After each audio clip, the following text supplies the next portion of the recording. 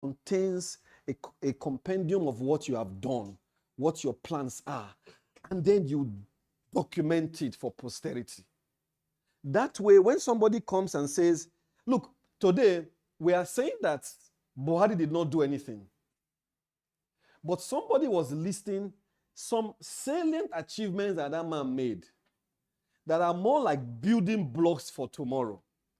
He may not have done things that are tangible, built roads, which he did, but some of the things that he did were foundational. But why are we able to make reference? Because they have documents to show. So this association must realize the importance, and I believe that you have the golden opportunity to have documents that you can actually warehouse. Thank God we have a secretariat. There must be piles and piles, whether they be in hard copies or soft copies. Thank God now for the use of computers. You can actually warehouse these things in systems that does not have to be physical. But we must have those things documented. They don't only help us maintain our history, they help us train people who are coming on board. Because if, for instance, I have a dossier of financial transactions, the financial secretary simply needs to look at it and see what has been done in times past and see how she can improve upon it. If you do not have a basis, what are you going to be improving upon? You are not the first. You can't reinvent the wheel. So there must be the need for us to have, documents or reports that can be referenced, for future leaders of the association. And then the executive council may initiate the review of the dues. This one has been very topical because it's very political. May initiate the review of dues of a full member. This one just talks about dues. I'm just letting you know that you can actually review dues. It is in the constitution you can review dues. So it's a constitutional matter. But most times we shy away from it for political reasons. But the reality is beginning to dawn on every member now that these dues we have of 5,000 is not realistic. It's just, under no circumstance can you consider this realistic. It is, whether it was before the removal of fuel subsidy or not, this 5,000 is not realistic, for any association. The people that we tend to contend with, go and check out their dues. When you shout and say, okay, NMA, the laboratory scientists, the pharmacists, go and find out what their dues are. Realize that we are just playing politics with the reality of what is on ground. The Executive Council has the powers to review dues, and, it's in the Constitution. So, I took this quote from the president himself. He said, I vow that I will not take this position for granted, as I am well aware of the responsibilities associated with this office. This quote was made on the 24th of July. This comment was made on the 24th of July, 2023, as part of his acceptance speech. Now, this encapsulates what leadership is. I emphasize the word vow here and responsibilities, because that is what validates your office. That is what validates your office as a president. And I'm not just saying this for the office of president alone, for everybody. Most times we come out, and that is where this our reading here, we're reading the oath of office. The oath of office is a vow. It's a vow that we're making here. And the president has come out to encapsulate all that you were saying on that day, that you are vowing to be responsible as financial secretary, as treasurer, as PRO, as vice president. That is what that comment is all about. So I commend the president for this comment, because it just helps to make what we are doing here more realistic. A vow and responsibility. And I think somewhere along the line, he made one big comment there, which I have decided to, skip. I can't remember it now, but he will remember the phrase after this one. But hey, what are the responsibilities of the president? Having so now become the representative, the face of NOA globally. We must also bear in mind, ladies and gentlemen, that you are not local champions. You are global officers. Global officers. The registrar said that he's in the electoral committee of AFCO. Now, that is one step. Also, you are actually a member of the World Council of Optometrists, and that means you are what you embody is not just yourself as a person. You are speaking for and representing every member of this association, whether they be in Gombe or Zamfara or Kogi or Lagos. It means that when they see you, you are like the melting pot of every optometrist in Nigeria. So please understand that for as long as we have placed you on the website is like our signboard globally. It's our signboard globally. So it means you are representing this association globally, not both as president and as every member of the National Executive Council. So let's not trivialize what we hold or what we carry. I said this also, bearing in mind, during the COVID, everybody was learning or trying to do one thing or the other. I tried to grow a beard, grow beard here. But they were calling me in NTA, TVC, and AIT to come and speak. And these beards were spotted like this. They were looking, you know when you're just spotting a beard, they don't look very organized. And I said, no, I can't go on national TV looking scruffy, looking disorganized. So I had to shave my beard. It wasn't longer my beard, it was NOA beards I was shaving. So it just shows that you are not just representing your family alone, but the whole family of optometrists in Nigeria and perhaps in Africa, because we actually have the largest body of optometrists in Africa. So you are representing, as it were, a body of optometrists in Africa. And you know that once you go for international gatherings, they don't see you as Nigerian, they see you as somebody from Africa. Even though they almost want to use it derogatorily. Africa is as if it's one small place like that. But just know that you carry a lot, on your shoulders. So the responsibilities of the president includes, but not limited to this, he presides over all meetings of this association, or he can designate any of the vice presidents to do so. He also instructs the national secretary to summon meetings of the executive council and the general membership. He makes all appointments unless otherwise provided in this constitution. And then he fills all vacancies unless otherwise provided in this constitution. Now, I've looked at the constitution of NOA and the responsibilities of each officer. It appears that the president has the highest number of responsibilities associated, with his office. All right? He is one of the signatories of the association's accounts. He is an ex-official member of all committees. He certifies all official acts of this association. That means once he endorses anything in this association, it becomes a formal representation of the association. He signs and issues charters according to this constitution. This is the charter I was referring to in my first lecture. So he issues charter. And so we must give charter to all our affiliates. It's very key. And these charters are renewable. It's not in perpetuity. That you're an affiliate today does not mean you're going to be an affiliate next year. We renew our affiliate with WCO. We renew ours with AFCO. It means that we must ensure that those are affiliates also renew theirs annually. This is very important. All right, so the president, supervises practically everything. The way he's sitting here represents this picture here. He's like at the head of the table, ensuring that things are done properly. He prepares a budget and establishes a table of organization for the administrative year. Now, this is where we need to up our game in terms of preparing an annual work plan. But it's not what the president does in isolation. A work plan is the PRO's work plan, is the VP's work plan, is the secretary's work plan, is the financial secretary's work plan for the year, aggregated by the president. So the question is, what is your own work plan for the year? As the vice president, Are you just a vice, an administrative assistant who is waiting for the president to issue instruction? Or do you have a work plan for your zone? Do you have a work plan as a PRO for the year?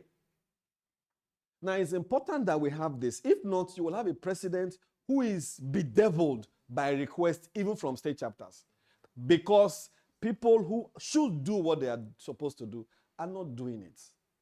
You must have a plan. And please understand that your plan is not to come and attend meetings.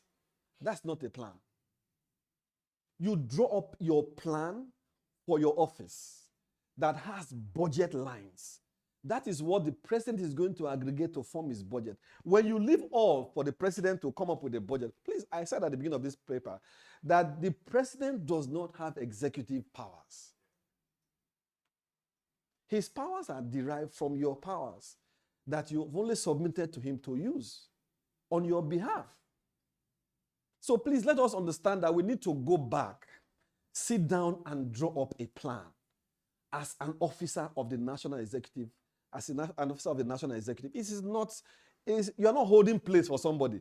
You are not coming to the ESCO to come and criticize, to come and make suggestions, and then you go back and say, okay, I've had a... Like I said, your plan is not to come and attend meeting. That's not a plan. What's your plan for the year? What's your plan for your chapter? What's your plan for your state? What's your plan for the secretariat? Incidentally, the president's plan and the secretary's plan tend to merge.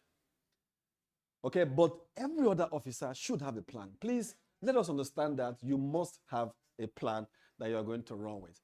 And then the president represents the association at all meetings and functions or designates an executive. Is a member of any member, is a member of, or he designates an executive member of the association to do so. So he can actually ask somebody to represent him in any of the meeting. He establishes and files a report with the council for all executives. That means the president should actually file a report with this council before he even goes to the AGM. There should have been a report that is presented to this house. This house vets what the president has said. And like I said before, once he has done that, he can take it out and beat his chest that now we do this one. Now we do one, because everybody's input has been captured in that report. Now he submits a written report to the General Assembly, and he performs any other duties that is customary to the office of the president. Very elaborate, you understand? Very elaborate. So in all of this, you will realize that relationship with external bodies, international bodies, is also at the purview of the president. Relationship with external and international bodies is at the purview of the president. This thing is what is derived from, even in civil service, for instance. You cannot leave your department and go to another department and be speaking with that department. You must pass through your director to go to that department. Internally, you can do all you are doing. But once it comes to anything outside your department, it has to go through the head of that department. In the same way, even as a minister, you actually cannot jump from one ministry to another ministry and go and issue a directive. You have to go through the top to get to that ministry. The same thing applies to this association. There's nowhere you, as an officer of this association, can relate with another association without passing through the president. You cannot. You cannot do that on your own. You must go through the office of the president. It's the president who will issue that statement to NMA. It is the president who will issue that statement to police that our member has been brutalized and murdered in Buhari. You must do something to checkmate the death of our member. It is the president that can do that. No matter how versatile you are, no matter how vibrant you are, you have to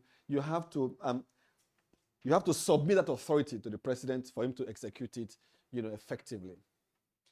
Now, vice president, I put this picture here to represent the fact that the vice president almost look like people we don't see and we don't hear. They're almost like the shadow of the president. If you look at the constitutional provisions, perform any duties assigned by the president or by the general membership. It assumes the duties of the president in the event of the failure or inability of the president to perform their duties. Then he monitors or she monitors the continuing educational programs of their various zones. The only function here that is implementable is the third item there. Monitoring of continuing education programs of their various zones.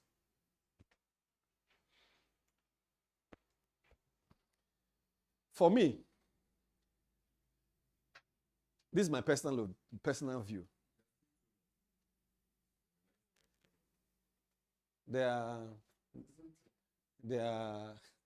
this is the secretary. No. In the consume. Okay. Yeah. I was coming there. Yeah. Now, you see, why my concern is that to assign these roles to 4 persons,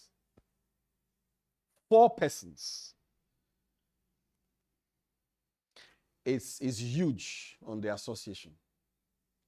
To assign these roles to 4 different persons is huge. And I'm not trying to review the constitution here. I'm just saying, in my own opinion, it looks like we have a situation where we have 4 persons performing roles that don't carry so much weight and meat. Monitoring of elections is, you're not organizing. You are going there to witness an election. You observe the election. Now, with or without you, that election will go on. So I'm thinking, maybe for those who are reviewing our constitution, this is an area that we really need to look at. The roles and functions of the vice presidents. For 4 persons in all to be the ones performing these duties, whereas you have a president who has all of these functions. It shows that there is, I don't want to use the word, an unusual accumulation of powers in the hands of the president, or there is a deliberate attempt to weaken the office of the vice president. It's either of the two. But there must be a way to balance this in such a way that you have more relevance ascribed to persons who are vice presidents of our association. It's important that we do that in order not to appear to be overburdening some people. Now, the secretary for me is the hub, epicenter, and the pivot of this association. The secretary title there has been blurred by the white background, so it's not contrasting very well. Now, I use the word, this is my own, the definition here is mine, as hub, epicenter, and the pivot. They all basically refer to the same thing, but it shows how important the office of the secretary is in any group and not just NOA. What I've come to realize is that this, in most instances, is a shadow president. Is a shadow president. Because what he carries and what he epitomizes is almost that of the president, but in different capacity, purely administrative only. But he really is the shadow of the president. If this man or woman is in tandem, his vision and dreams are in tandem with the president will do well. He will do very well. The contrary will happen if he has anything against the president. And it may not be, don't get me wrong, it may not be deliberate. It may not even be political. It could just be differences in opinions and ideologies and differences in approach to issues. There are some persons who believe that you strike the iron while it is hot. Some others believe that you should manage this iron, let it get cold first, and look for a good saw to bend it and break it to what you want. So there are different approaches to administration and to leadership. The president and the secretary have to be on the same page. Because look at the assignments and the responsibilities. He performs all duties assigned by the president or by the General Assembly. He summons all general membership, executive council meeting, and House of Delegate meeting, as well as the Board of Trustee meeting on the directive of the president. He oversees the keeping of records of meetings policies, activities, membership, as well as the minutes of all the meetings of the Executive Council, the Board of Trustees, House of Delegates, and the annual general membership, and sign all properly drawn checks for each item of the association's expenses. What this tells you is that the BOT does not even have secretary. Because if it is the secretary that keeps the minutes of the Board of Trustees meeting, the BOT does not have a secretary. So he is the secretary of the Board of Trustees by administrative function, not by constitutional provision. Administrative function, he's the secretary of the Board of Trustees by administrative function only. Okay? There is also one of the signatories of the bank accounts of this association. I like the man here. See them. If you the secretary and his assistant, there is something important here. The register of the association is what actually determines whether the secretary has imbibed his tenets as a secretary or not. Because in my own thinking, if NOA were to have a registrar, this man is a registrar. Because the registrar keeps a register. So this man is invariably the registrar of the Nigerian Optometric Association. Now, why is this important? In strategic planning, in advocacy, and in negotiations with government and other agencies, you discover that if your membership is not accurate, you are not going to get what is rightfully yours, even from the government. And in keeping membership, sir, it doesn't just mean keeping a membership register. It does not mean keeping a long list of optometrists. It means you are keeping an aggregated data of your members. It means that your list has been properly defined in such a way that if I want how many female optometrists you have, I should be able to get it from you. If I want to know how many members are in Zamfara, for instance, I should also be able to get that from you. If I want to know how many members are within an age bracket, I should be able to get it from you. If I want to know how many graduated between the last 10 years, so that I will know whether our production rate of optometrists is increasing or decreasing, I should be able to get it from this register. So what I'm trying to bring out from this, sir, is that look, occupying an office means drawing up a plan, drawing up an agenda for your office based on what you know are the deliverables of that office. If you do not understand your role as an elected officer of this association, you will be a placeholder for 1 year, 2 years, 3 years, or 4 years until some other person comes up and takes your office. Now ask yourself, when you leave, what is it that you will be remembered for having served in this office? Would it just be a list? Would you just be on the list that this was one-time secretary, this was one-time PRO, or this was one-time VP? Today we mention the likes of Eyime, no matter what. Like him or hate him, you cannot forget or overlook his achievements. Today we can mention Dr. Awiaka. Like him or not, because you cannot deny what he has done. Now, in your own office, sir and ma, what is that thing that in the next 2 years, for those of us who are returning, maybe we didn't see it in the first 2 years, now that we are returning, what is that one thing that we are going to be remembered for after 7? What is that one thing that once they mention your name, it will be said, yes, this was the legacy he left in the office? I'm not going to mention any further names, but we know that some persons have left legacies. And this is not in terms of building. No. It's not in terms of building. It's legacies that you can point to. I say this, it could be structures that they built. It could be institutions that they raised. It could be, if you cannot remember Obasanjo for anything, you remember he established BPE, ICPC. You know, you will recall all of that. Forget all the buildings that you may not build, but you cannot forget all of those things. And this was because these are institutions that he set up. So even in your offices, sir, you have that mandate to set up something that you'll be remembered for.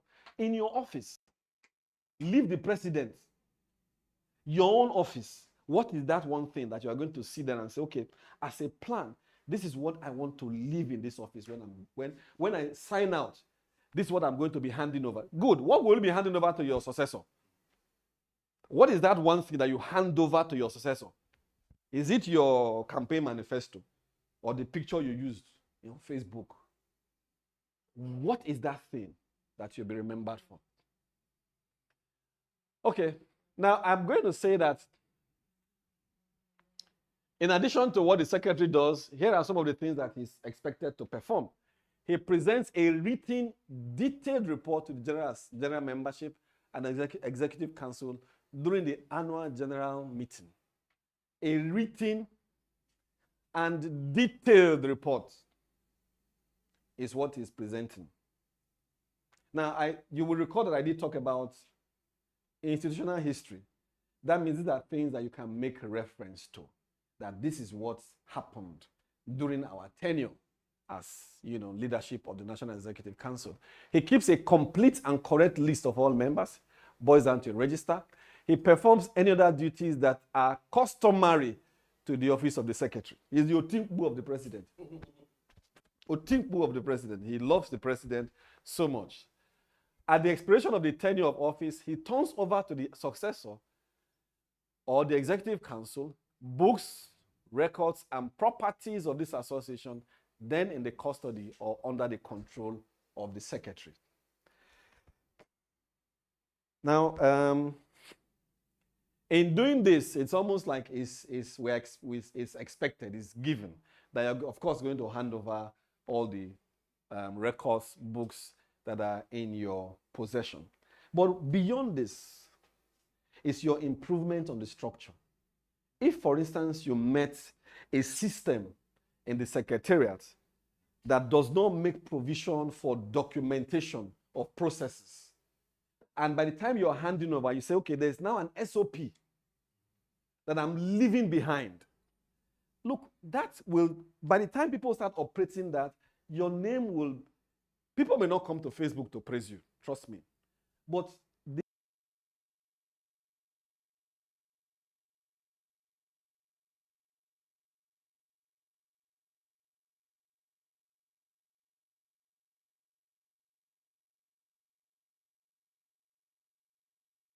expectations that are, demanded of our offices. It does not have to be, maybe campaign promises are very different. We normally make campaign promises to win elections. But once elections are over, it is now time for us to work and deliver. Now, I like this when it comes to finance and account. Well known this picture of my man who's sold on credits, the man who's sold cash only. The question is, which NOA are we going to have by the time financial records are checked? Is it an NOA that's sold on credit or an NOA that's sold on cash? Solely selling in cash now means also doing a lot of investment. Because we have come to realize, and this has been proven by economists, the times of inflation are the worst time to save. You don't save during inflation. Because your money in January cannot buy what it was able to buy in January if you had kept it in the bank account. What you need to buy it now. What you need to invest it now. Monies kept now have no value, except you are keeping them in hard currency. So this is, again, where the financial team needs to think outside the box as to how to make our monies grow beyond asking members to pay more. How do you make our monies grow? The financial secretary and the treasurer, basically their functions are not too far apart. They deal a lot with calculators and calculations. So they receive monies due to the association and pay same as soon as possible to the treasurer. Issue receipts for all monies received. Obtain receipt for all monies paid to the treasurer, and raise vouchers on the basis for which the treasurer will write checks. These are constitutional matters. The question is, are we issuing receipts? We don't issue receipts, but they are constitutional. Why are we not issuing receipts? The board issues receipts. You make remitter payment, you get a receipt. Receipts do not have to be physical. Receipts can be electronic. Not hard copy, exactly. So, what stops us from issuing receipts is a constitutional matter. We are very vast in raising vouchers. It's a constitutional matter. We must raise vouchers. But it's also constitutional. Now you know why they laugh. It's also constitutional.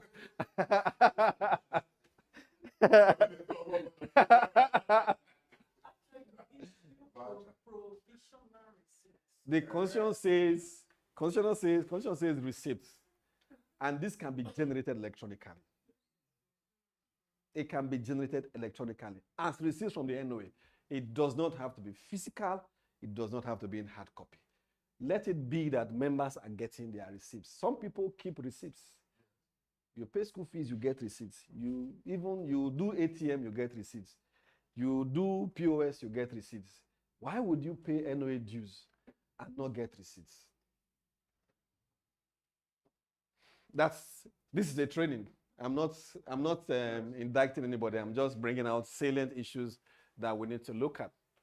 Financial Secretary, such vouchers must be raised on the written instructions of the President and or on the basis of decisions taken by the Executive Council. Still talking about vouchers. You keep an accurate account of the financial transactions of the association. You submit a written financial report to the annual general meeting and perform all other functions as may be directed either by the President or the NEC as it pertains to the office. Now, budgeting actually rests on the office of the Financial Secretary.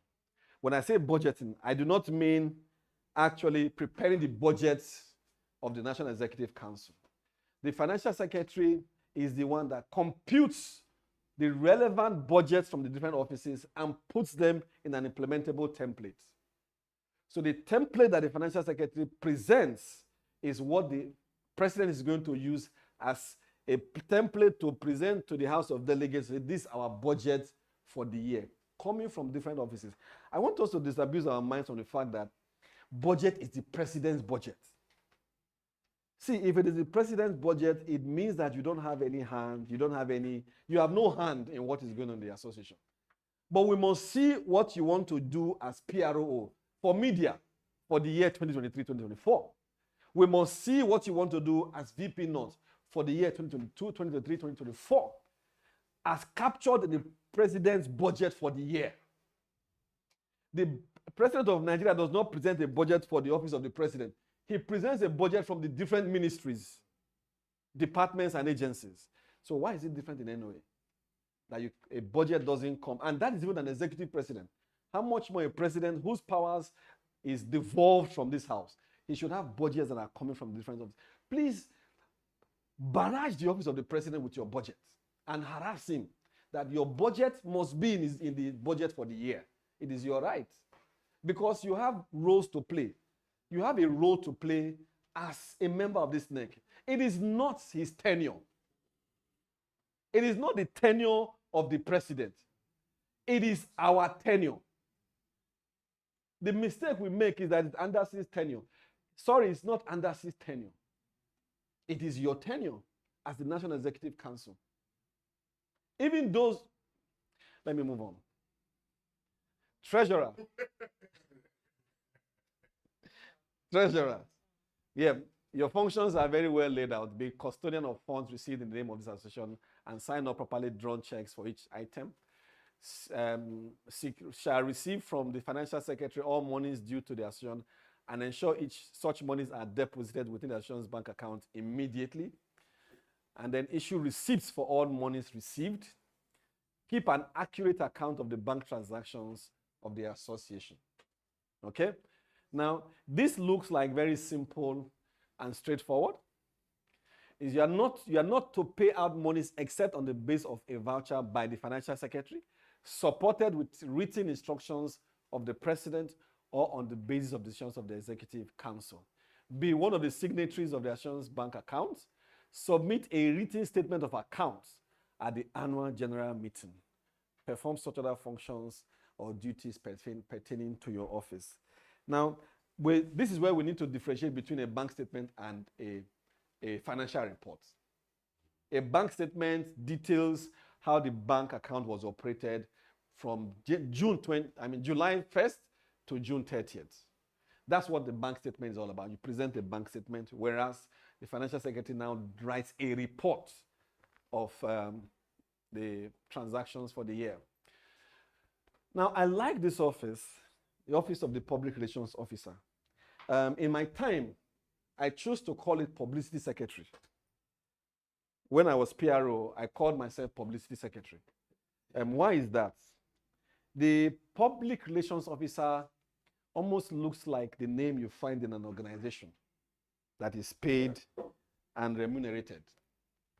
For me, I chose to call myself Publicity Secretary because you have the ability to actually communicate with the external world in written and verbal platforms.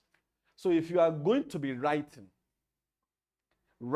dossier, writing situations about your association, or writing something that relates to your association, I prefer to see that person as a secretary, but dealing with the public. Now, that's the Constitution recognizes only PRO, it doesn't recognize police secretary.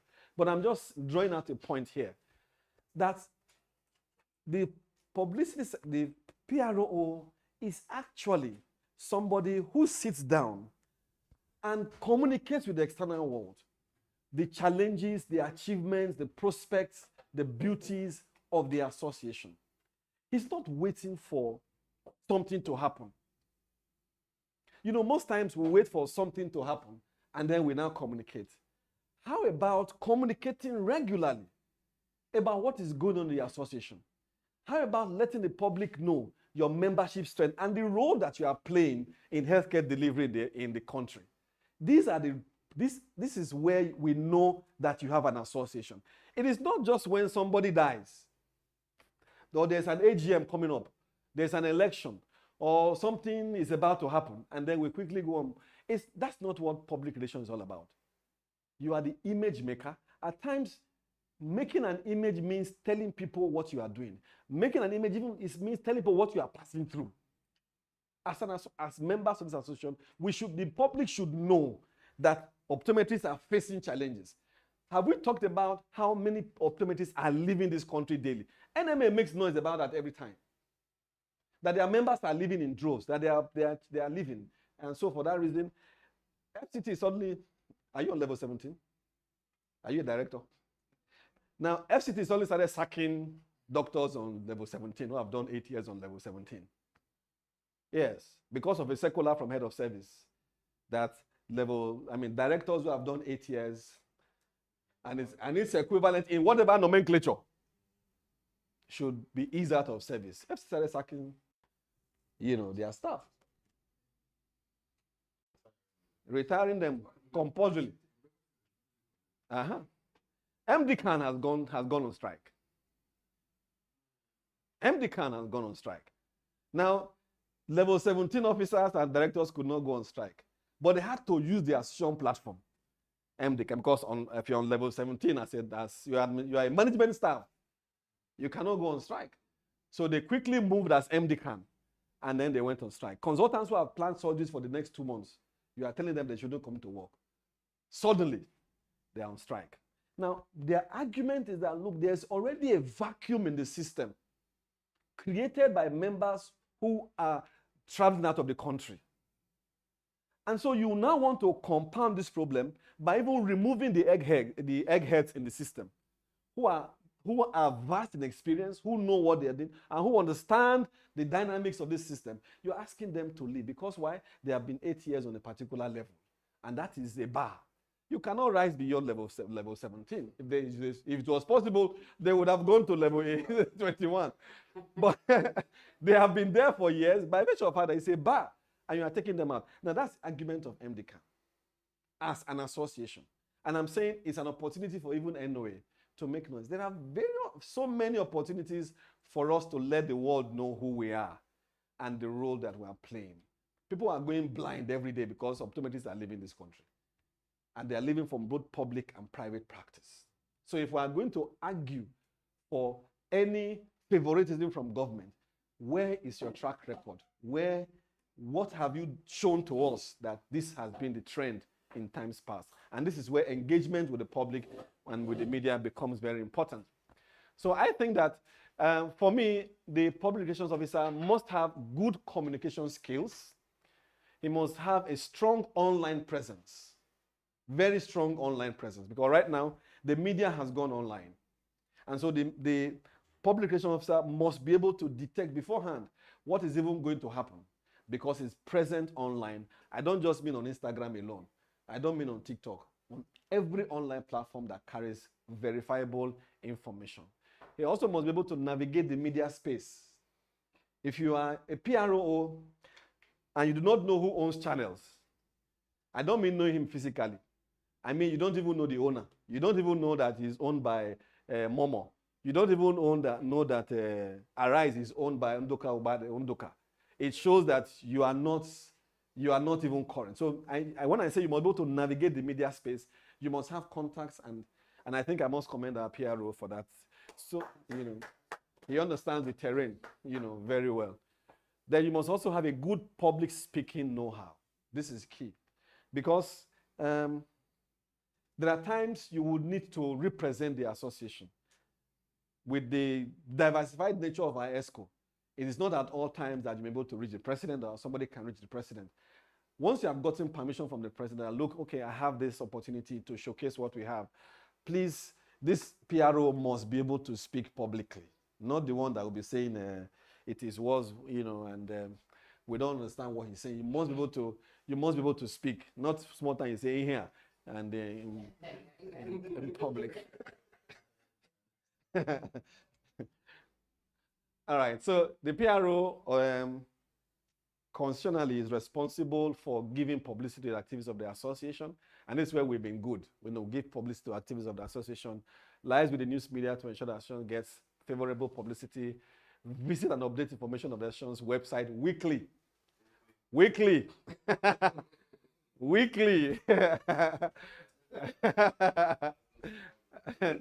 All right, perform such other functions as may be assigned to him by the Executive Council, the President, or the National Secretary.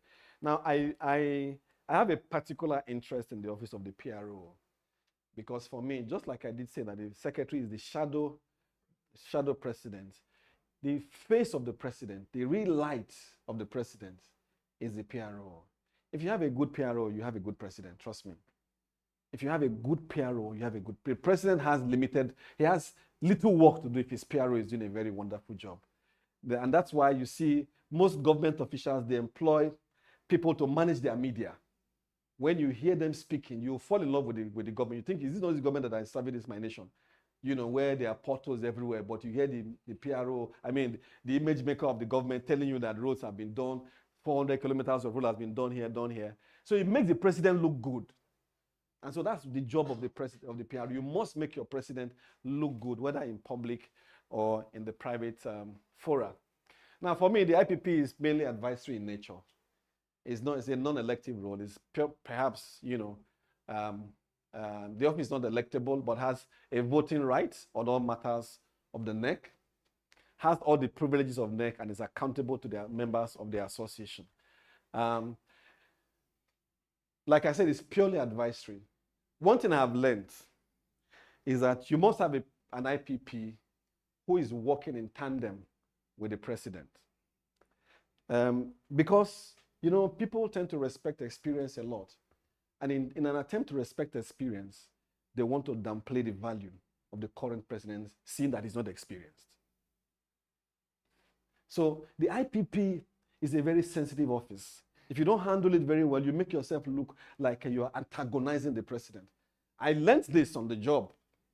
I learned it on the job. Why? If you, like most times, you find that our ESCO is made up of outgoing and new leadership. All right? So this is a mixture of first-timers and old-timers. Now, if you have a president seated here who has worked with, you have an IPP here who has worked with 4 members of the National Executive Council.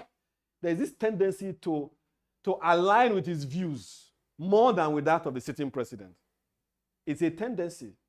So it is now the duty of the IPP to manage such alignment effectively. And that's why I learned to speak last in executive council meetings. Because you must allow others to speak their minds. Once you speak as an IPP, those who worked with you in the past will want to align with you immediately. It's a natural thing. You don't hold it against that person. Once you have that understanding that this is the situation, it's a natural tendency that once this man speaks, everybody who has worked, because they love him, they've worked with him for most instances for 4 years. So or even if it's 2 years, you now know that, okay, I understand him. So the natural tendency is to jump and align with him. If his views are contrary to that of the president, there becomes a problem. There becomes a problem because now the president is like, I'm contending with another president, who is making his presence felt. So you have to balance your experience with giving respect to the man who is sitting on the table. So let your views come last. Everybody, that's the approach. It may not work for everybody, but that was my approach. I allowed my views. Everybody, please speak your mind. And then when I have to say something, I comment, except it is deviating from the norm. Understand also that the president has his character and he's going to stamp his character on this neck. The president has a character he's going to stamp on the neck. And so you must allow him stamp his character. It could be the amiable president. It could be the vocal president. It could be the president who is authoritarian. The constitution will put him in line if you allow him to do that. But please, the IPP's role is primarily advisory. President Obasanjo said, it's your duty to give me advice. It's my responsibility to take it or not. So it's purely advisory and not that of antagonizing the president. So to advise is not to compel. And that's the quotation from Anton Chekhov. To advise is not to compel. And I would say if you do not know any better, I advise people never to give advice. If you don't know any better, don't give any advice. If your advice is not the one that is going to improve on the system, please just keep calm. Just keep calm. All right? Things will work out well in the long run. The rule of the thumb, and this is where we must appreciate that the president has something to offer every one of us. All directive or assignments given to any official by the president arising from resolutions of the ESCO must be carried out by that official within the stipulated time. Failure or refusal to carry out such assignment shall be viewed as disobedience to constituted authority. Do we agree to this? Do we agree? All directive or assignments given to any official by the president arising from resolutions from the ESCO must be carried out within a stipulated time. And then failure has its consequences. Now that's a mantra that we must abide with. If ESCO has agreed to do something and have assigned that role to a particular person or a group of persons, it must be carried out within a stipulated time. The president can extend the time if you make an appeal that, President, sorry, I cannot do this. And this is important because the Constitution has already given you rules. I have observed that most persons don't give reports to the NEC. Most persons don't give report to the NEC. But you find a situation where the president says, I want report for this within so and so time. That time will come and pass, there will be no report. And we're talking about institutional history. Yet we don't have anything to show that this thing has been done or will be done so that we can know how to improve upon it. It's important that we do that. Like I keep saying, I'm not here to indict anybody. Leadership is not about a title or a designation. It's about impact and influence and inspiration. What impact are you going to make at the end of your stay here? And in conclusion, I say it is your service that gives value and credence to your office. Do not be a placeholder in a position that you have vied for. You have the responsibility to take the Nigerian Optometric Association to higher levels. Higher levels is a quotation by the president. He has come to you to let you know he needs your support to take us to the higher level. And please let us be able to do that in conjunction with him. Thank you very much.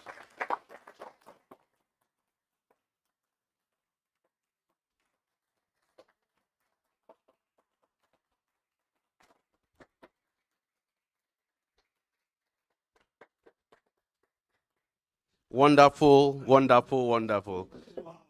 In fact, I wanted to call for a standing ovation, but before I did that, everybody sprang up to their feet.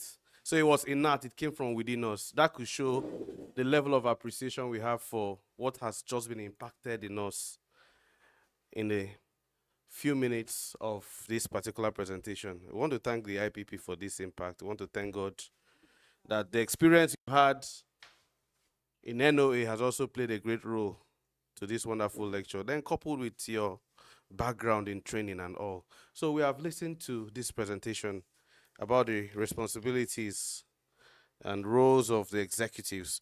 And this does not just apply to the national ESCOs. I believe the state ESCOs and other ESCOs of our various affiliate bodies were also able to gather one or two things from this training, because the various offices here also reflect in most of your organizations. So on this note, I would want to call for contributions and questions. All right, somebody's already raising his hand. Dr. Raymond.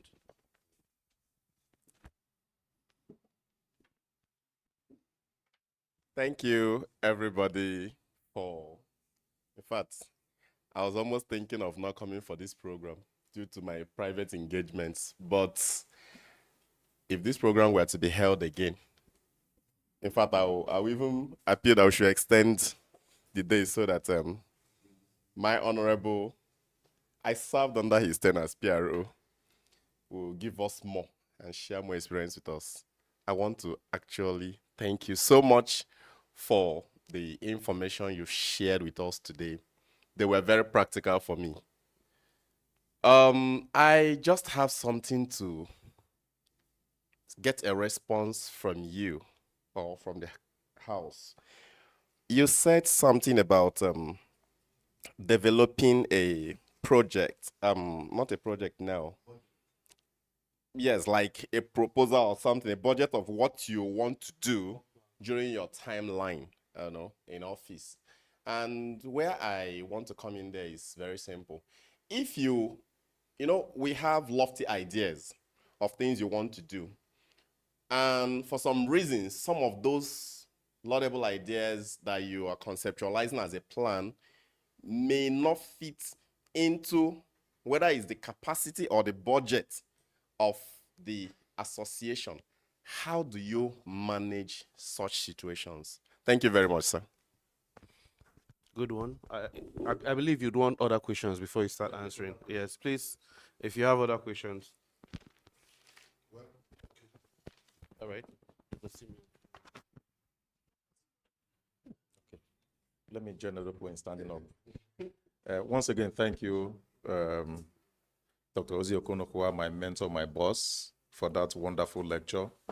I want us to go back to, I think, the second but one slide where we're talking about the rule of thumb. Yes, the last part of it said failure or refusal to carry out such assignments shall be viewed as disobedient to constitutional authority.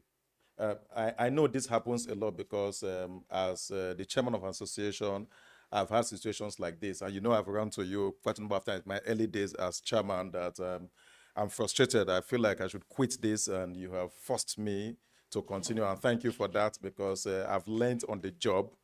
But in situations like this, what do you now do? Yes, we know that it's a disobedience to consider authority. It's a disobedience. So what do we do in that situation for it not to happen again and for us to be able to move forward and achieve what needs to be achieved? Thank you very much. All right, we're expecting more questions. There's so many questions online.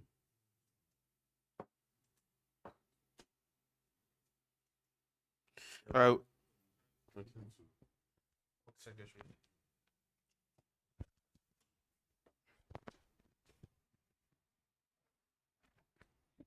Thank you very much, Dr. Ozzy, past president.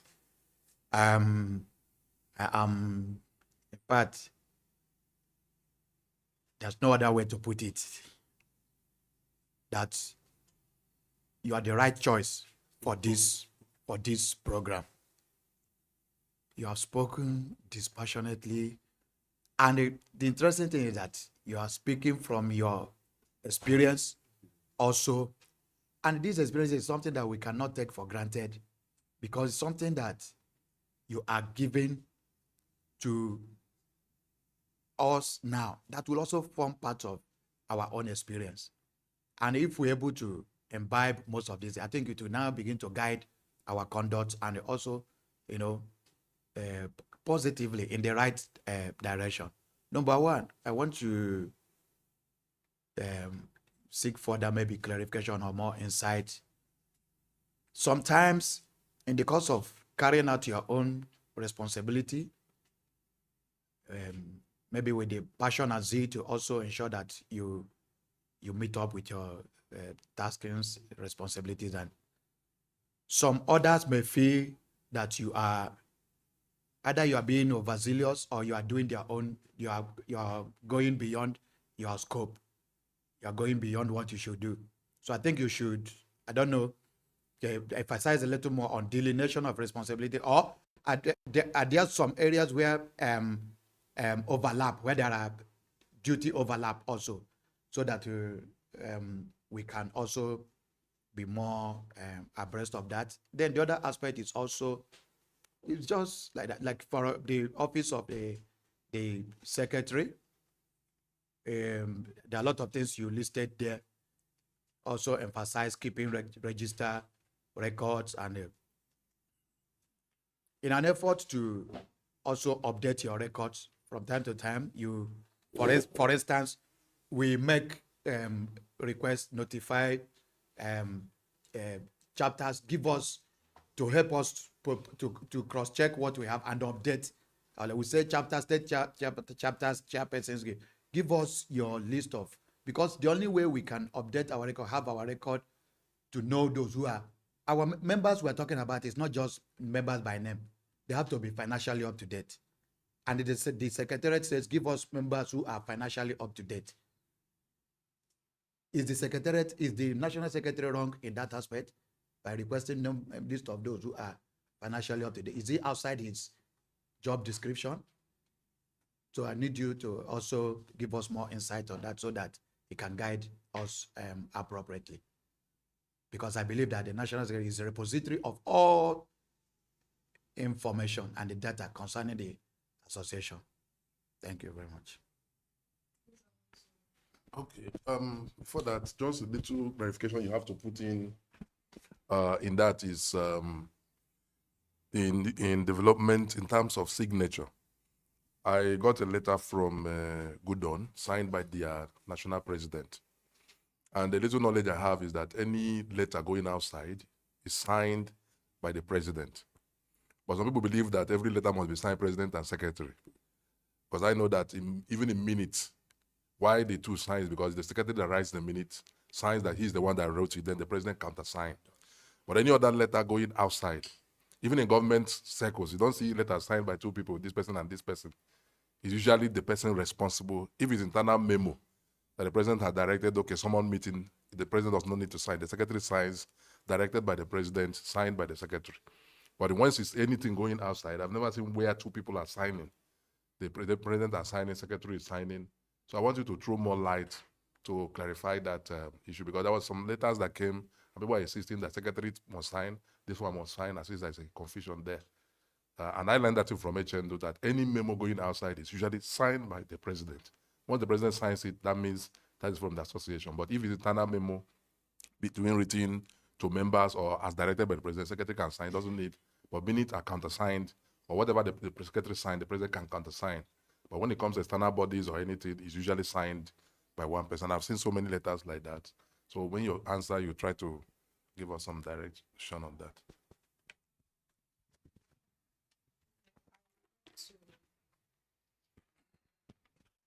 I want to say a big thank you to Dr. Ozi for a very detailed section we've had with him this morning.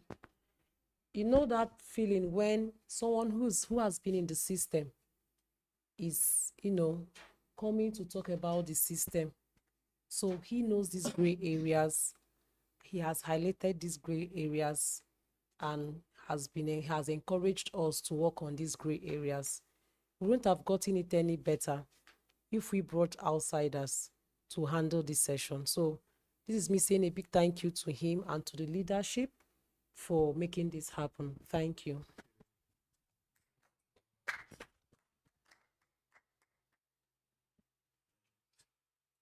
Thank you.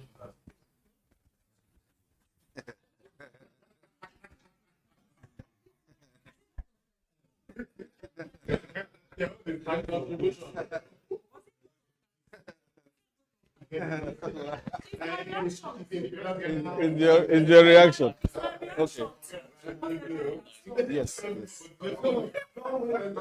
My reaction personally, really, like, he's so rich.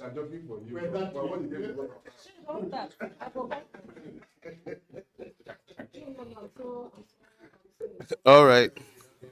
We are one house. We are getting a lot of very positive feedback from our members out there who joined us online. I can't read all of them, but they are very, very positive. Thank you so much, Dr. Ozi. Great presentation, brilliant presentation. There are so many. We appreciate you all for loving what we are doing. Now, there's a question from somebody online, Dr. Memesis Pius. He said, since the various vice presidents are not paid salary officers, they are there to checkmate the president's deviational tendency in a negative form, as the legal system may have it. ... Comment along this angle, sir. All right. In summary, he said, since the vice presidents are not paid, he feels that their role there is to checkmate whatever negative tendency the president may want to show, as there's no legal system, as regards that in the Constitution, that you should comment along this angle. I think I get his drift. Is this? I will try to respond to. Is it Nemesis or Nemesis? Okay. he's, he's one man I respect so much. And his question, even if you have not said he was one that asked that question, I would have said he's the one. He's that type of a person. Anyway, again, I'm going to answer this question from a different perspective. It is not all the time that the president has negative tendencies. I want us to appreciate the fact that the president is actually working for the good and progress of the association. We may not understand it fully, but let us understand what the president is doing. Yes, there are presidents who will come on board and perform abysmally poor or bad, but most times presidents that we have, that we voted in, if you look at the rate at which we voted our president, is huge. He cannot be somebody who has come in to do bad. So yes, vice presidents may be there to checkmate, the excesses of everybody. And sure, the whole ESCO is there to checkmate each other. But the vice president's role is not necessarily to checkmate that of the president. They now become, instead of supporters, a support system, they become policemen, as it were, to the president. And it's not really fair on our president. You see, until you get to the office of the president, you will not know the responsibility that is on that office. It's not an easy assignment. So yes, vice presidents have to play more role. We may need to rework our constitution to assign more responsibilities to them, just like we have in the Federal Executive Council. The vice president oversees the economy And that's a big, big responsibility. But we can also determine here on how we are going to empower our vice president. I'm not in a position where we say we should pay our vice presidents any salary. Tempo will not even accept, even if you are paying others. There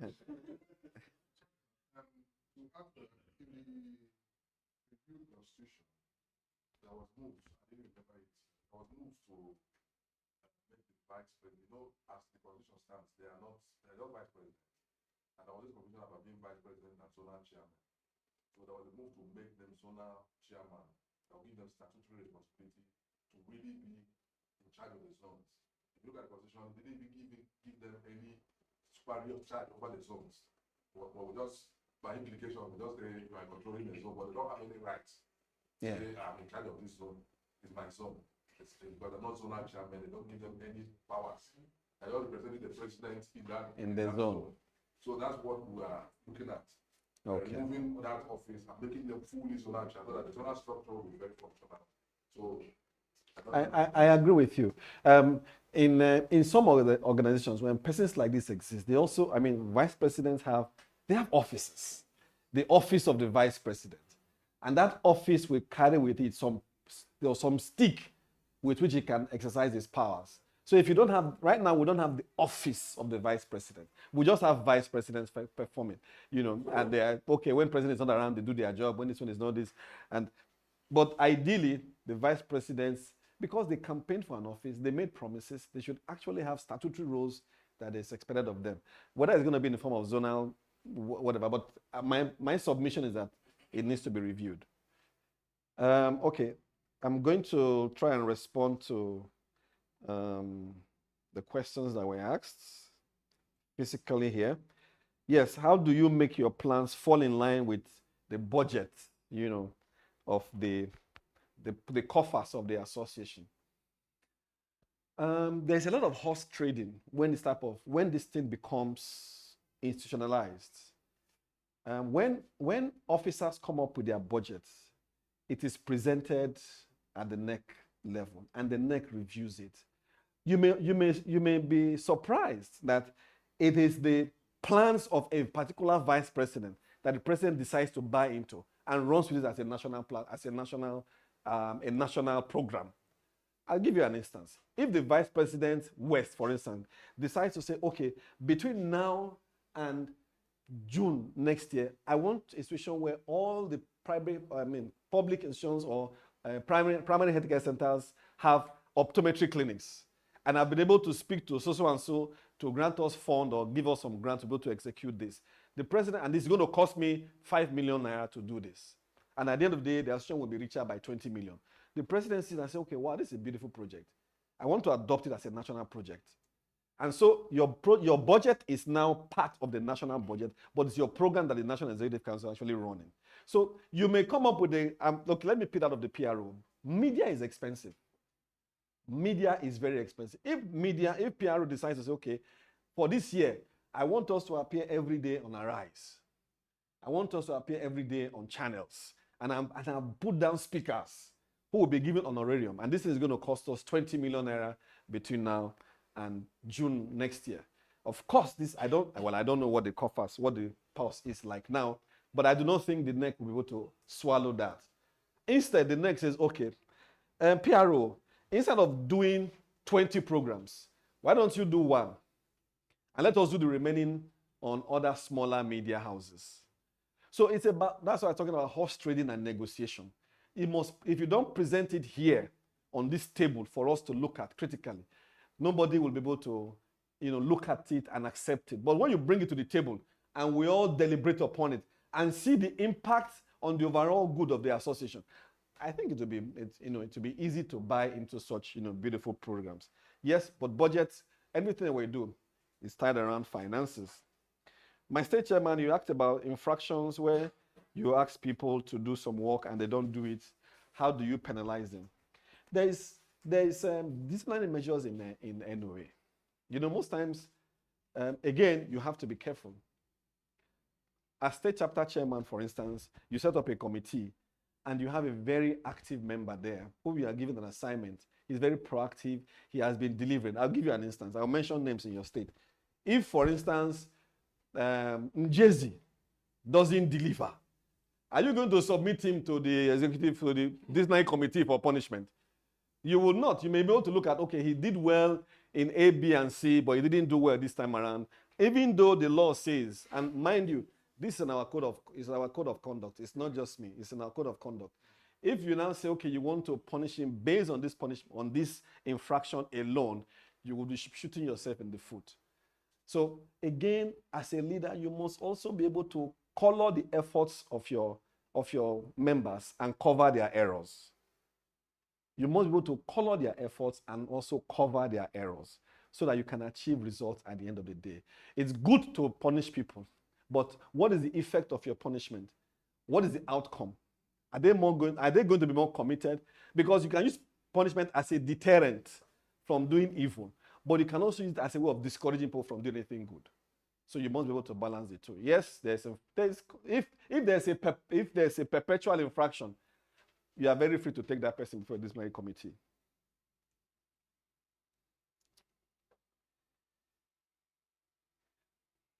Okay, fine. And then financially up-to-date members. The duties of the I put both the secretaries together on one of my slides. I put all the secretaries together to show that everybody are secretaries. Yes, and that shows that there will be some overlap, because whether it's financial secretary, secretary general, or assistant secretary, is all secretarial work. Now it depends on which area of secretarialship, if I may use that term, that you are doing.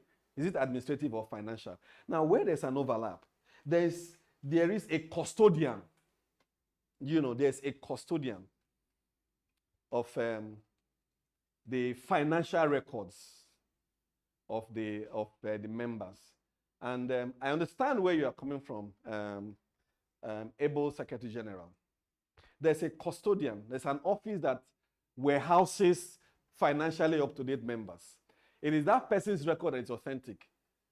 It may be, and this is where we need to also balance, and when there's cohesion and there's enough consensus building, there will be no challenge.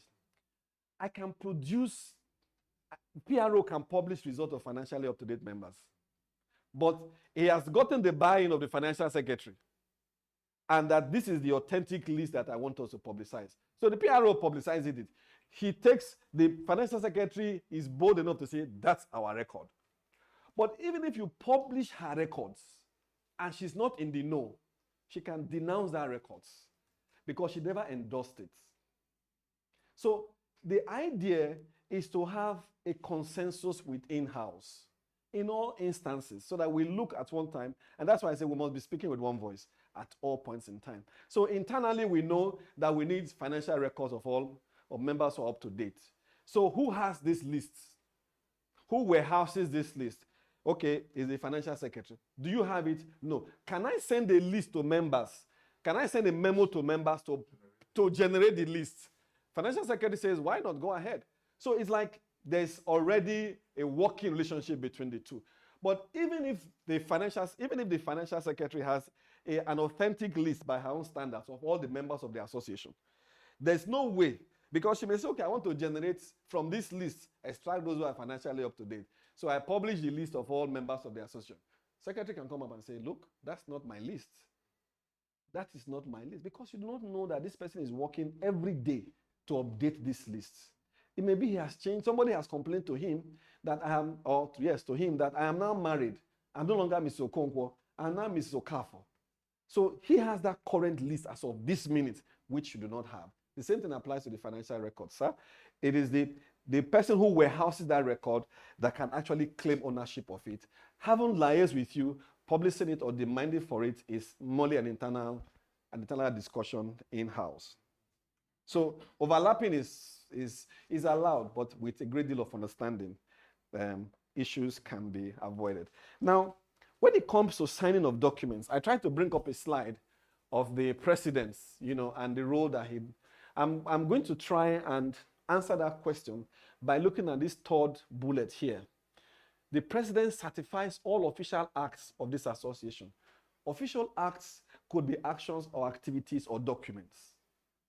He certifies all. Now, the president can endorse alone, solely, any document going externally. The president can endorse any document going out externally. Now, you see, this is also why I believe strongly that if internally there's cohesion, these things are things that are done, that are, I would exercise a lot of confidence and value to a document. For instance, that you're writing to the Minister of State for Health, and it's endorsed by the President and Secretary. It means that everybody is working together. It doesn't remove any value if the President signs it alone. But it shows that, yes, this is, in short, because on that paper, there is the name of every officer. It's a lettered paper. Every officer's name is there. So I am signing on behalf of all of these persons. Okay, or me and the secretary, we have signed it to show cohesion or to show, that, see, sir, leadership is difficult. It's difficult, and I know where my president is coming from in making this clarification. Because like I did say, every president stamps his authority on the neck. You come and you stamp your authority on the neck and say, this is how I am doing my things. This is how it is. In line with the Constitution, however, there are some privileges that you may want to throw at anybody. Look, if the president decides to say, okay, Assistant Secretary, sign with me, it doesn't invalidate that document. I hope we know. The president can actually say, okay, VP West, because this document is coming to the West, countersign with me. It doesn't invalidate that document. But it has to be something that everybody understands the reason. And this is where transparency comes in. Don't let the secretary feel that you're no longer relevant. That's why, I don't need you anymore. You can't sign in document. I'm the boss here. But if you carry the secretary along in saying, look, it doesn't remove anything from your office. It is not unconstitutional. It is part and parcel of our growing concern. The document, and look, there's no payment for signing document. There's no reward for signing document especially, but it is all internal mechanism of theirs. These are part of the internal mechanism that I was talking about initially of governance. Internal mechanisms of governance to make sure that things are done and they appear to be done properly. So the beauty is that not only should it appear to be done, not only should it be done, it should also appear to be done properly and in due consultation with everybody. I think I've tried to answer your question. Yeah. In the process of delegating another person to sign, does the person sign it on his capacity, or does the person sign and say for president? I know nobody can sign if you delegate. Now in documentation, if you put your name there, you are signing your capacity in your office. But if you put the president's name there, you are signing for the president. If you put the president's name there and it's your signature, it is you are signing for the president. Now, some people in administration or in administering offices, they will put their name and say, Dr. Temple Nwosu for president, Nigerian Optometric Association, and they will also put your name. It will show, they may not put your name in some instances, but they will put Dr. Temple Nwosu, vice president, not for, well spelled out, that I'm signing for the president of the Nigerian Optometric Association. So that way you know that he's not the president, he's only signing for the president. And of course, that would have shown, and it's something that has come from your office. Because tomorrow you can put a disclaimer, if you are not aware. You can put a disclaimer that this document did not emanate from my office and it didn't get my approval before it went out. It's as simple as that. Let us understand that the document has not gone out does not mean it cannot be disclaimed. It has gone out beautifully, but a counter document can actually nullify what has gone out. So you can sign for somebody, put your name there and sign for the president. Some people sign for the body. You can sign for NOA. Dr. Temple Nwosu, vice president, so on, for NOA, but that's usually not when you are being delegated. It is only the president that can sign and say Dr. Anderson Chimezeni for NOA. That's really, it's a way of emphasizing that I'm coming here for and on behalf of the association. Thank you. Explanation as regards for, from the civil service that I know, if you are signing for the medical director, you put your name. You don't put the medical director's name. No, I corrected myself. I just said, you can, yes. You're signing for the minister.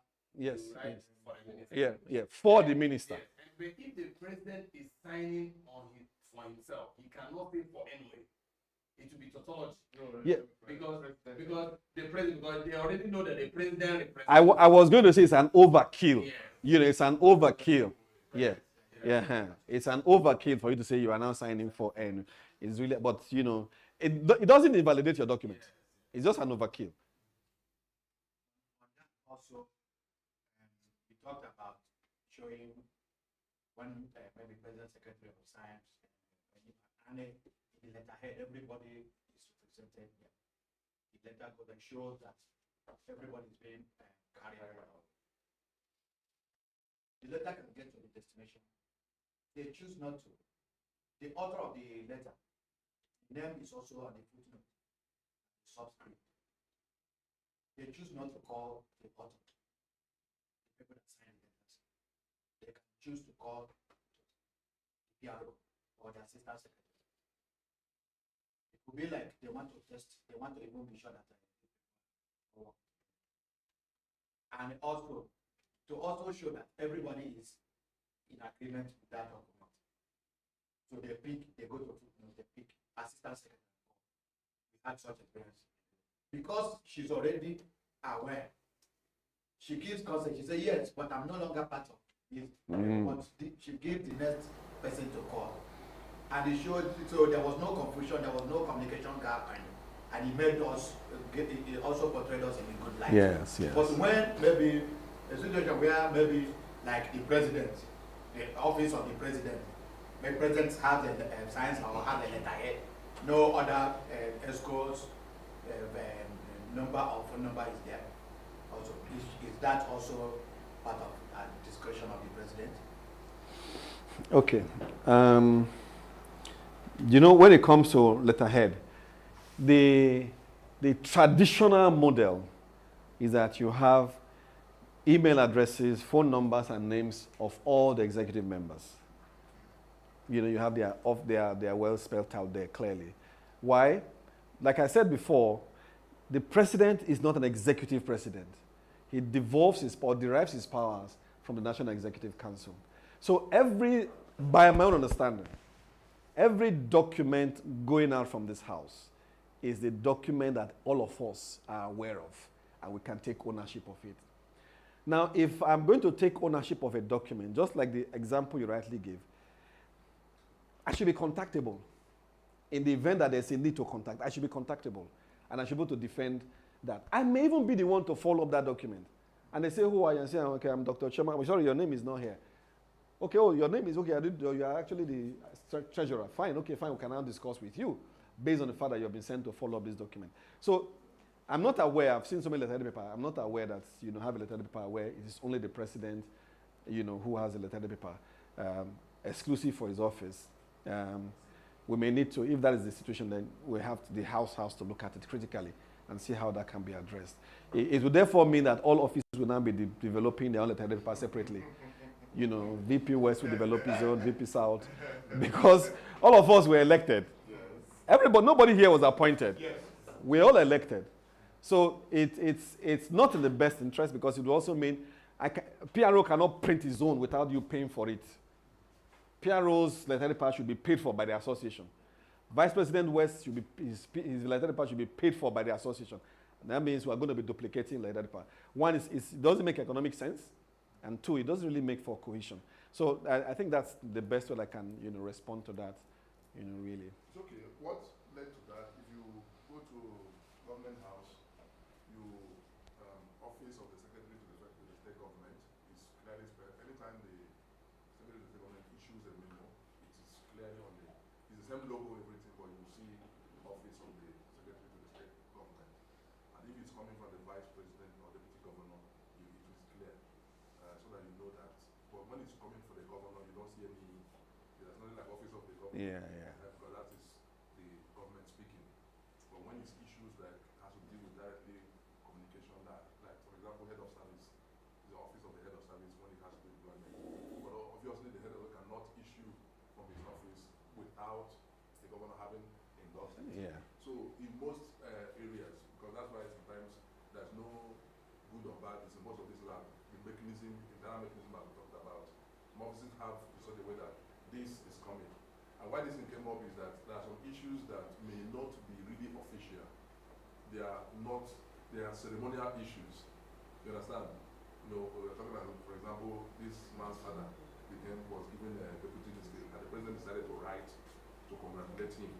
You understand? I say, I'm writing as president of the NOA, and he writes and sends to the man. It's not something that he was sending to the secretary or he has to discuss with the ASCO. So, okay, let's discuss, we want to issue this. You understand? So looking like personal congratulation to that person. So that was where the matter came on board. I said, okay, there's no hard and fast rule. It depends on what people agree and say, oh, everything you write, whether it is even thank you for going to toilet, it must be on the official letterhead and you have to discuss it. Or if there are issues that are not official or ceremonial, these issues can just pass by.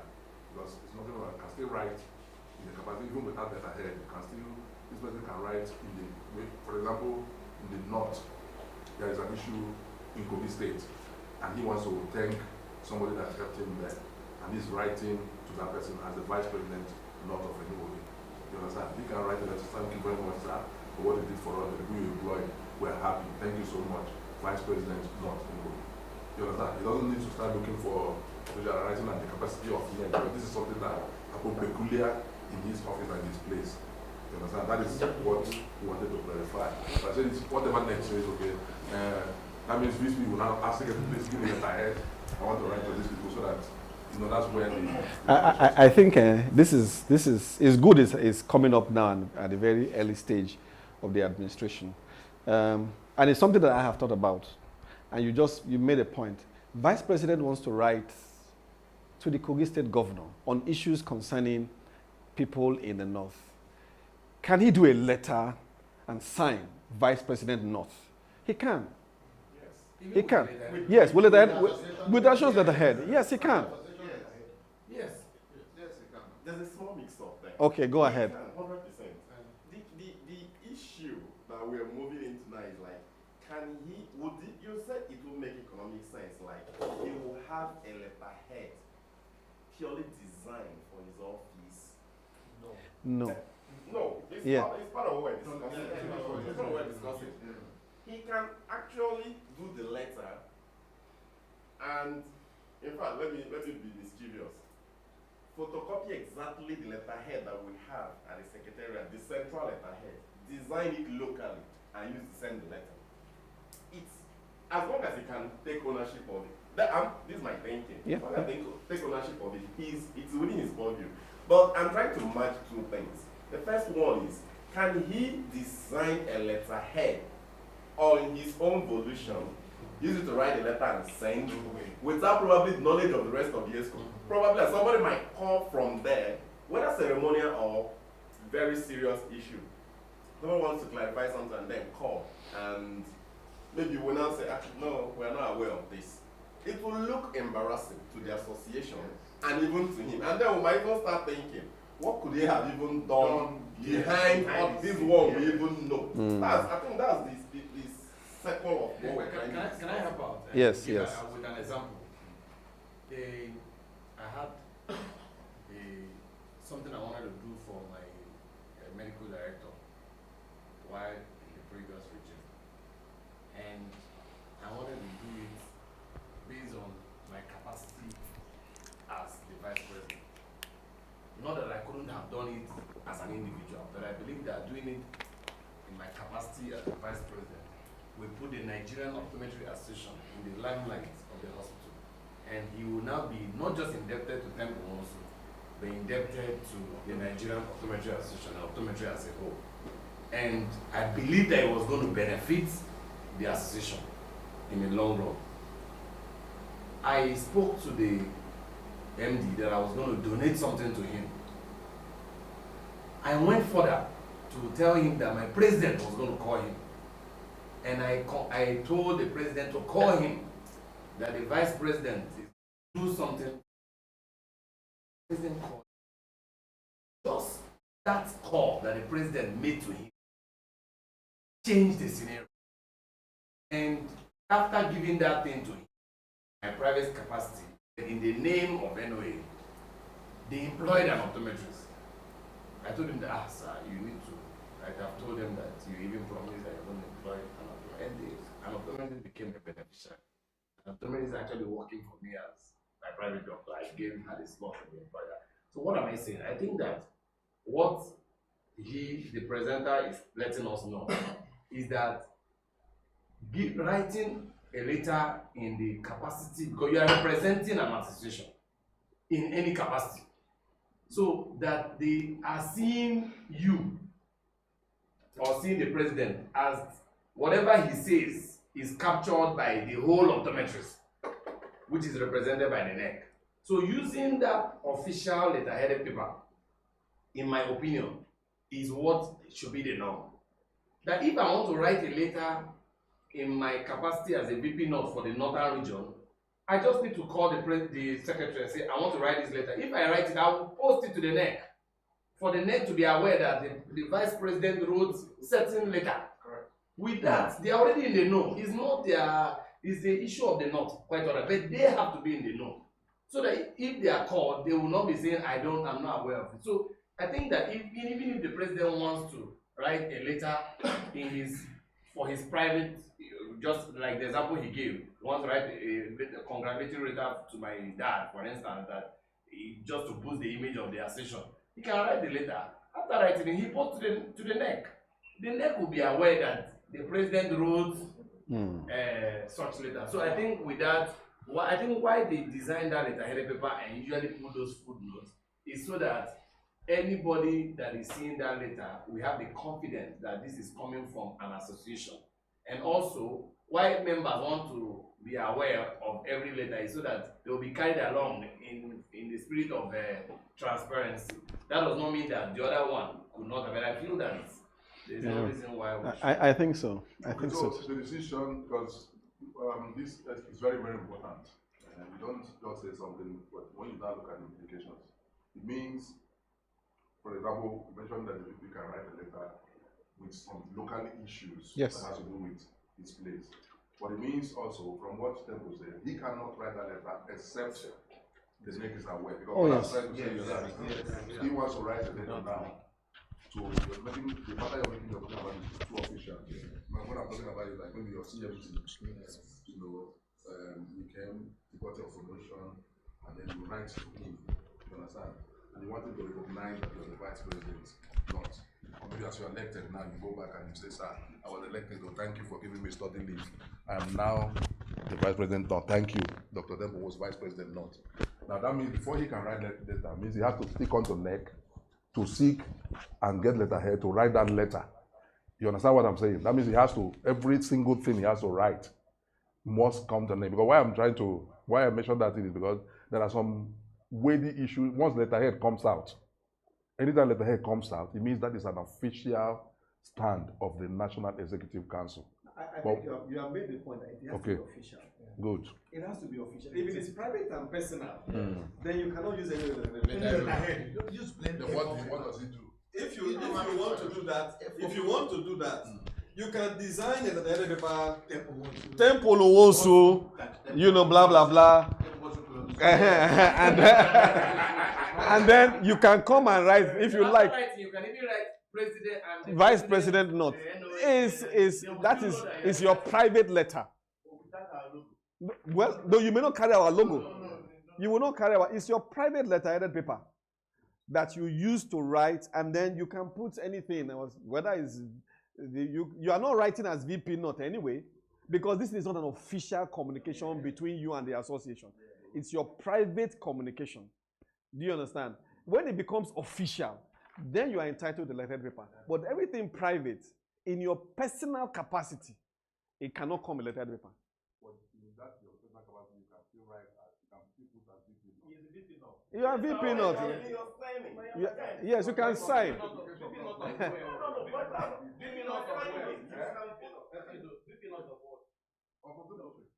No, you see, no. You see,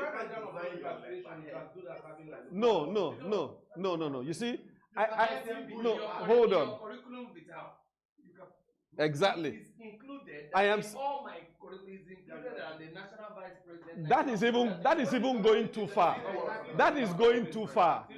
If I come to an event where I want to be celebrated and recognized, I will come out and tell you I am the vice president not of Nigeria.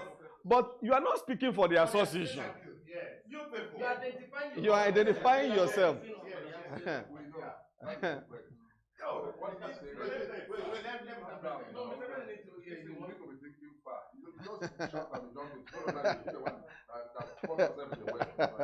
So, what he said is that you just carry a paper, you say write tempo most, you finish, and then at the end you say tempo most, VP not. You understand? But it's not a letterhead. No. Yes. It doesn't carry the NOA logo. It doesn't carry NOA logo. Yes. But it's carrying your name as Vice President NOA. Yes. Because it's a different letterhead. It's a different letterhead. Let me give you another instance. I was writing a reference letter for somebody now. And I wrote that I was supposed to write that reference letter as the CEO of Carewell.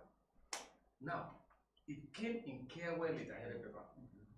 After writing, I wrote Dr. Temple Onosu, OD, MSc, National Vice President, Nigerian Optometry Association.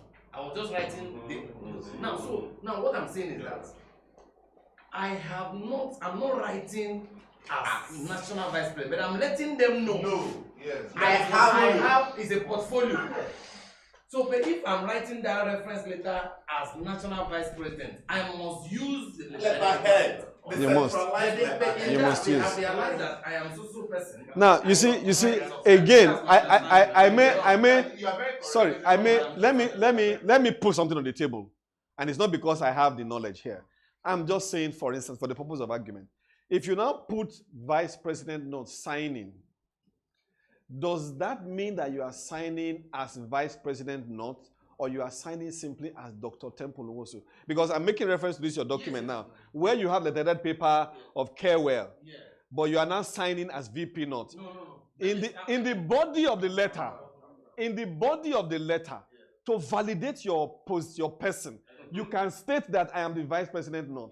But in signing, you don't sign as Vice President not. No, hold on. I'm trying to tell you. Let me explain what I signed so that you can debate on that. I wrote sign, and I wrote Dr. Temple. In brackets, you know when you are writing your qualification, you write OD, you are this. It is in that in bracket that I put my qualification, and I included Vice President not as one of my qualifications. No, Vice President is not a qualification. Yes. But it's not a qualification. As long as you didn't sign as, you only put as one. If I were you, I will put as one of my achievements or in the body of the letter. In the body of the letter. Yes. Yes. But if you introduce yourself in the body of the business of the day, this is Carewell giving somebody a reference. Yes. Is something added. You're not giving them. If you want to give them your CV, give them. But if you write Nigerian Optometry Association VP, it doesn't add up. The institution is not in qualification. So again, to further bring home the point. Now, do you sign now, even in your private letterheaded paper?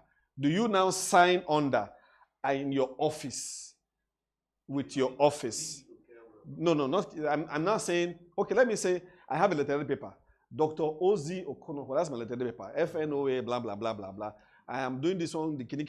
I now come under and said signed, past president, Nigerian Optometric Association. It doesn't add up. It does not add up. So whatever it is, I can just sign and put my name there because already it has shown that my letterhead paper, is there. But I cannot now come and say whether PRO, Nigerian Optometric Association. No. Because we have already established at the beginning that you cannot even put NOA logo. So if you cannot put NOA logo, you cannot sign in any office as NOA. the conclusion is whatever you want to write in whatever capacity. Once it has to do with the NOA. Exactly. Use the other paper. Officially Yes. at least before you. Exactly. Even if your community outreach, you use the ahead to write it. As long as you are doing it for the interest of NOA. As long as you want to put your office there. Now you do your personal, private, community outreach. Do you I know. So, But what if you're representing NOA by communication in that process? What if your communication has to do with NOA? Private community outreach is totally out of it. No, you didn't get your question. See what I'm trying to say? Explain, please. What if whatever communication you're giving is something that paints NOA in good light? NOA should be aware of it. NOA should be aware of it first. Okay. That's what they are saying. That if you are going to do, I think the major issue had to do with the letter Dr. Anderson wrote. Yes, congratulating Professor Chris Timothy. I think that's what's bringing this issue. so that's when they're just citing so that we can learn from Yeah. There's no issue. Because what you mentioned is a very good point. Let's say my community wants to do an outreach and they approached me. You know you are the president of a NOA, this and that. Can't you help us write to the government to assist us? You're going to champion this program. You understand? And then I'm writing to the local government chairman that social community wants to do this program. We need their help, we need their sponsorship, we want them to help us. You understand? Now I write that letter in my personal capacity, and my community met me as the president of NOA. This is what we can benefit from you. Now, when I write that letter to the local government, should I write it? Should I come and tell NEC, look, I want to write to my local government, I will use that ahead and write to them? Or should I write it as my person? And then after writing, I'll just put my name without mentioning my office. You know my understanding about this thing is that as a president, part of your activities, your community is part of the people you can reach out to. So there's nothing wrong with telling the NEC that, see, I want to assist my community in doing this. And you can, once you inform the NEC, you write in your capacity. Even you get ahead. We are aware. Exactly. I want to read some comments. Okay, I think we are getting comments online. We are getting comments online. A lot of comments. Okay, one is Dr. Esther Soleil. He said, please, I also want clarification of what. Okay, I also want to make a clarification of what Dr. Anderson said about signing letters. That it is only the president to chairman That can sign out letters, but internal memos by the secretary. That's our view. Dr. Nwakusa wrote to FNOA. She said the signatory requirement for outgoing letters from the association depends on bylaws. The president or an authorized officer like the secretary can sign a document emanating from the executives. However, the leadership should provide guidance. Then the last is a question. Can I add that?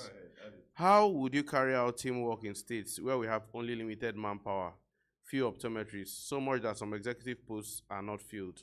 Thank you for the lecture. That's Dr. Edith Iweze.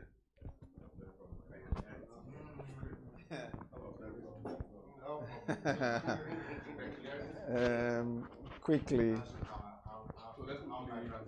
Yes. Yeah. One more and then I will.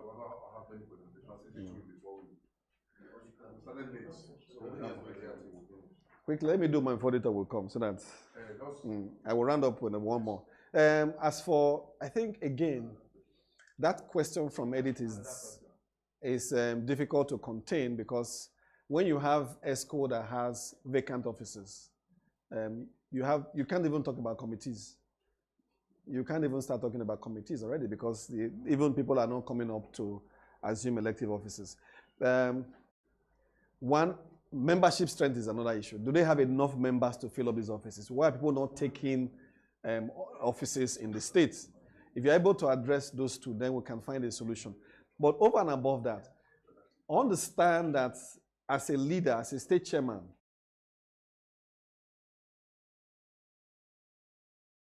your state is not excluded from the scheme of things in any way. It means that whatever team you have, you must consolidate that team. I have come to realize that in a group of 20 people, you don't need more than 2 persons to achieve, or 2 or 3 people that will make you succeed. It's not about the crowd. It's about the level of commitment. So if you have 5 ESCO members, and you should want to build your team around these 5 ESCO members. It doesn't have to be large. Trust me, even in this NEC, there are some persons that, you know, you will feel more comfortable to work with in terms of achieving results. It doesn't mean you are excluding others, but there are some you think when the idea comes to you, you knock it off them first and say, hey, do you know I'm thinking we should go to Sokoto? And he says, what are you going to do in Sokoto? He says, you remember that man we saw the last? Okay, so is it that man that has to do with that man? And then ideas begin to build. It is from there you now enlarge your discussion to the entire ESCO. So, if you have 5 people, find persons within that small group, and build on them to make your team a lot better. I think that's how quickly I can answer your question.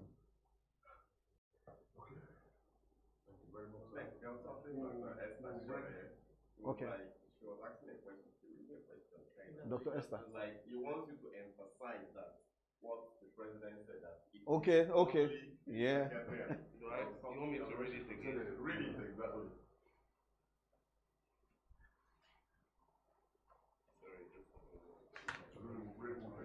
No, wahala.